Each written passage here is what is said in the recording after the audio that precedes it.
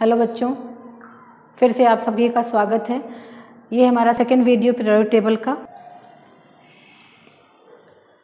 अब इस वीडियो में हम मेंडलीव्स पीरियोडिक टेबल के बारे में डिस्कस करेंगे। मेंडलीव पीरियोडिक टेबल क्या है? तो मेंडलीव एक रशियन केमिस्ट थे। उन्होंने एटॉमिक मास के बेस पर उस समय जितने भी एलिमेंट्स थे, मीन्स कितना बताया मैंने, at that time 63 element was 63 elements. तो उन्होंने इन 63 एलिमेंट्स को according to increasing atomic mass इसके अकॉर्डिंग अरेंज किया। क्लियर? और जो वर्टिकल कॉलम्स थे उनको उन्होंने नाम दिया ग्रुप। मैंने आपको बताया था this is known as vertical column, this is vertical column means top to bottom. इसको उन्होंने क्या नाम दिया? इन्होंने नाम दिया ग्रुप। और there are horizontal column, rows, not column, this is known as horizontal rows, that is known as period. okay? और उन्होंने इन 63 एलिमेंट्स को इनके इंक्रीजिंग एटॉमिक मास के अकॉर्डिंग इसी वर्टिकल कॉलम में और ग्रुप में और पीरियड्स में अरेंज किया। तो इन्होंने क्या है इनका Mendeleev, what is the Mendeleev law? तो हम लोग क्या पढ़ते हैं? Properties of elements are the, कौन सी प्रॉपर्टीज? तो chemical properties and physical properties. Okay, तो आप प्रॉपर्टीज याद करोगे तो दोनों याद आएगी आपकी, केमिकल और फिजिकल। तो properties of all elements are the periodic function. Periodicity मैंने आपको बताई थी इसके पहले वाले वीडियो में कि repetition of elements at regular interval. Property, repetition of the properties of element एक रेगुलर इंटरवल में। जैसे अगर हमने यहाँ पे पीरियोडिक टेबल बनाया तो यहाँ पर जो हमने बनाया था लास्ट में, अभी मैं रफली बता के आपको बना के दिखा रही हूँ। तो यहाँ पर अगर यहाँ पर हाइड्रोजन है, लिथियम है, सोडियम है, पोटेशियम है, रुबिडियम और सीजियम, तो यहाँ पे स्टूडेंट्स जब एक रेगुलर इंटरवल के बाद हम वापस उस ग्रुप में आते हैं तो वो प्रॉपर्टी रिपीट होती हैं। क्लियर? उन एलिमेंट्स की प्रॉपर्टी रिपीट होती हैं। तो किस बेस पे इन्होंने लिया था? इन्होंने मेंडलीव ने किसके बेस पे लिया था? एटॉमिक मासेस के बेस पे लिया था। तो what is Mendeleev periodic law? The properties of elements, और you can say physical and chemical properties of elements are the periodic function of their atomic masses. This is known as Mendeleev periodic law, right? बार बार याद ध्यान रखिएगा। Atomic mass, एक ये word जो है अगर ये चेंज हो गया तो अगर आपने यहाँ पे नंबर लिख दिया तो वो दूसरा लॉ हो जाएगा। अगर आपने यहाँ नंबर लिख दिया तो वो उसको कहेंगे मॉडर्न पीरियोडिक लॉ, जो हम बाद में डिस्कस करेंगे। तो अभी इन्होंने किस बेस पे किया था? एटॉमिक मास के बेस पे किया था। इसके बाद ये वर्टिकल कॉलम्स हैं, ये हॉरिजेंटल रोज हैं। तो व्हाट इज वर्टिकल कॉलम? तो आप कैसे डिफाइन करोगे ग्रुप को? Vertical column in the periodic table, where in the periodic table. एक एक लाइन का definition. Vertical column in the periodic table known as group. और लास्ट वीडियो में आप लोगों को मैंने पीरियोडिक टेबल बनाना सिखाया था, एक फॉर्मेट कि आपको भी आता रहे। तो उसमें कितने ग्रुप्स बनाए थे मैंने, कितने वर्टिकल कॉलम्स बनाए थे? बोलिए। हाँ, 18 बनाए थे। तो 1 2 3 से 12 यहाँ पर था और पी ब्लॉक में आपका 13 to 18 था। तो there are 18 groups in the periodic table. Clear? And what is this? This is horizontal row and that is known as periods. So how will you define the periods?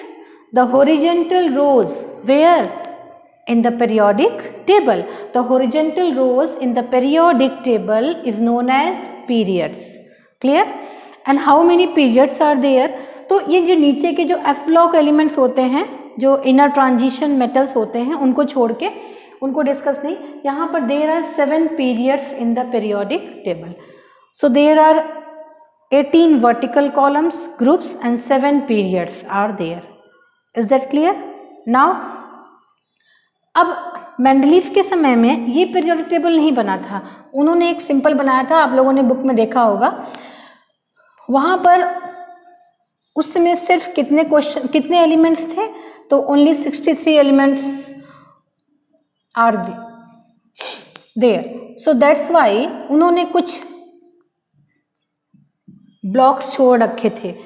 कि भविष्य में अगर कोई elements की खोज होती है, अगर उनकी प्रॉपर्टी उस ग्रुप के एलिमेंट से मिलती होगी तो वहाँ पर उन्होंने गैप्स छोड़ रखे थे, और वहाँ पर इन फ्यूचर अगर खोज होती है तो वहाँ पे रखने के लिए उन्होंने वो गैप्स छोड़ रखे थे। तो what is the merits of Mendeleev periodic table? तो मेंडलीफ पीरियोडिक टेबल का मेरिट्स क्या था? तो पहले इन्होंने बोला कि ग्रुपिंग ऑफ 8 एलिमेंट, इन्होंने एक एक एलिमेंट की ग्रुपिंग बनाई थी। Okay. Second, gaps for the undiscovered element, उन्होंने, आप देखोगे अपने बुक में तो उन्होंने गैप्स छोड़ रखे थे अनडिस्कवर्ड एलिमेंट के लिए। इस तरीके से अगर एलिमेंट बने हुए हैं तो यहाँ पे उन्होंने कुछ गैप्स छोड़ रखे थे कि अगर भविष्य में, क्योंकि उस समय 63 एलिमेंट्स नोन थे और अब कितने हो गए स्टूडेंट्स? 180 एलिमेंट्स हो गए हैं। और इन्होंने क्या किया था? एल्यूमिनियम, आपने देखा था ना, बोरॉन के बाद एल्यूमिनियम आता है और कार्बन के बाद आता है सिलिकॉन। तो यहाँ पे इन्होंने गैपिंग छोड़ रखी थी।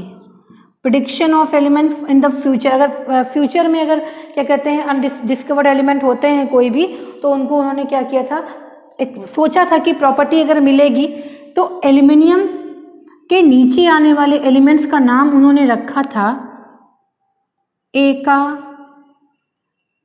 एल्यूमिनियम। क्या नाम रखा था? एका एल्यूमिनियम। एका मीन्स होता है बिलो और एल्यूमिनियम मीन्स एल्युमिनियम के नीचे। तो एल्यूमिनियम उस समय किसकी खोज नहीं हुई थी? आप यहाँ पे देखोगे तो यहाँ पे आपको क्या मिलेगा? यहाँ पे आपको गैलियम मिलेगा। क्लियर? तो गैलियम की खोज मेंडलीफ के समय में नहीं हुई थी, तो मेंडलीफ ने एक इमेजिन नाम रखा एका एल्यूमिनियम। तो अब एका एल्यूमिनियम किसको बोलते हैं? गैलियम को बोलते हैं।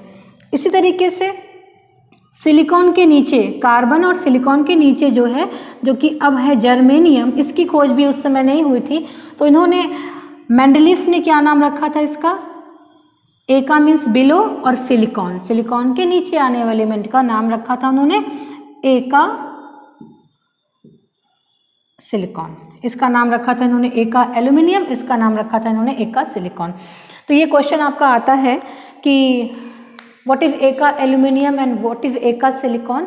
तो एका एल्यूमिनियम किसको बोलते हैं? गैलियम को बोलते हैं। और एका सिलिकॉन किसको बोलते हैं? जर्मेनियम को बोलते हैं। Is that clear? इसके बाद ये तो इनकी मेरिट्स थे, merits of Mendeleev periodic table. लेकिन बाद में कुछ ऐसी प्रॉब्लम्स आई जिसके कारण एटॉमिक मास पे ये पीरियोडिक टेबल जो था वो फेल हो गया।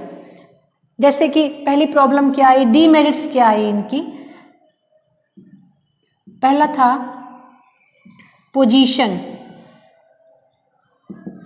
Of isotopes.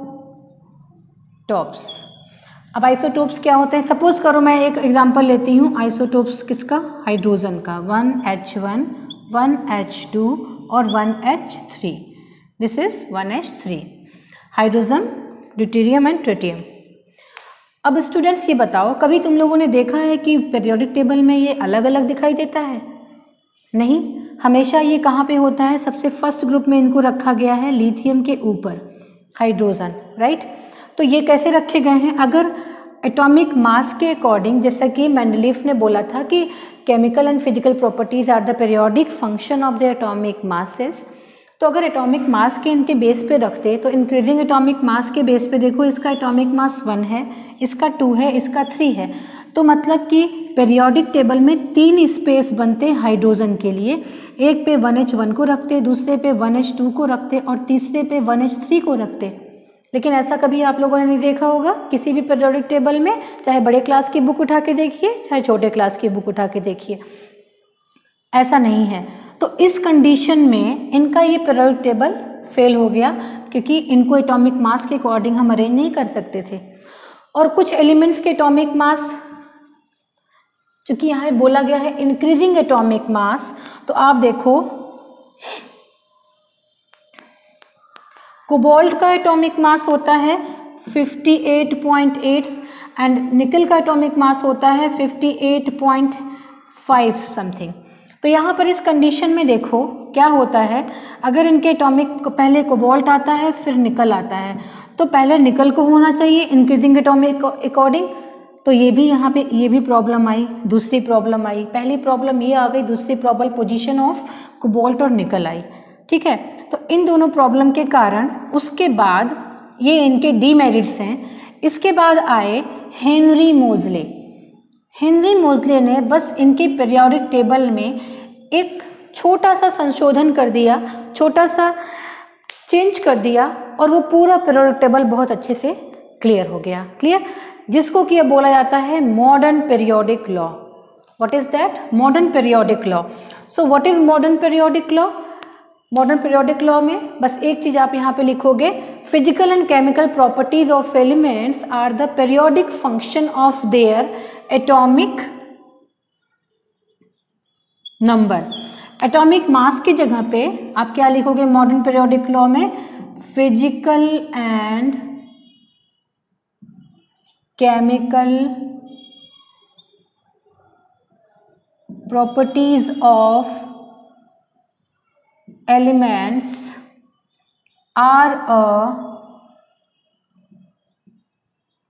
periodic function of their atomic number। यहाँ पे सेम सब चीज़ है, बस ये मास है और यहाँ पे नंबर आ गया। अब जब ये नंबर आ गया तो जो भी प्रॉब्लम्स थी, पहली प्रॉब्लम आइसोटोप्स की थी, तो देखो वो आइसोटोप्स की प्रॉब्लम क्लियर हो गई। कैसे क्लियर हो गई students? 1H1, 1H2, 1H3 atomic number के बेस पे रखा गया, तो एटॉमिक नंबर तो सेम है। क्लियर है ना? एटॉमिक नंबर सेम है, किसी भी आइसोटोप्स के ले लो। कार्बन को ले सकते हो 612, 613 और 614, तो यहाँ पे एटॉमिक नंबर सेम है। अगर एटॉमिक मास के बेस पे लेते तो इनको भी अलग अलग रखा जाता। जितने भी आइसोटोप्स हैं, हर आइसोटोप्स के केस में ये प्रॉब्लम आई थी। तो अब एटॉमिक नंबर पे हो गया, तो एटॉमिक नंबर सेम है, इसलिए हाइड्रोजन को एक जगह आराम से रख दिया गया, कार्बन को एक जगह आराम से रख दिया गया। ये प्रॉब्लम सॉल्व हो गई। दूसरी थी प्रॉब्लम कोबाल्ट और निकल की। कोबाल्ट और निकल, तो उनको भी एटॉमिक नंबर के बेस पे जब रखा गया तो कोबाल्ट का एटॉमिक नंबर 27 और निकल का एटॉमिक नंबर 28। ये भी देखिए इंक्रीजिंग एटॉमिक नंबर के बेस पे अरेंज हो गया। Correct, clear. तो ये आपका छोटा सा वीडियो जिसमें आपको मेंडलीफ के बारे में और मॉडर्न पीरियोडिक टेबल के बारे में इंट्रोड्यूस किया गया। अब इसके बाद नेक्स्ट वीडियो में हम लोग पीरियोडिक प्रॉपर्टीज़ के बारे में पढ़ेंगे। ओके, सो आज के लिए इतना काफ़ी है। Thank you, have a nice day.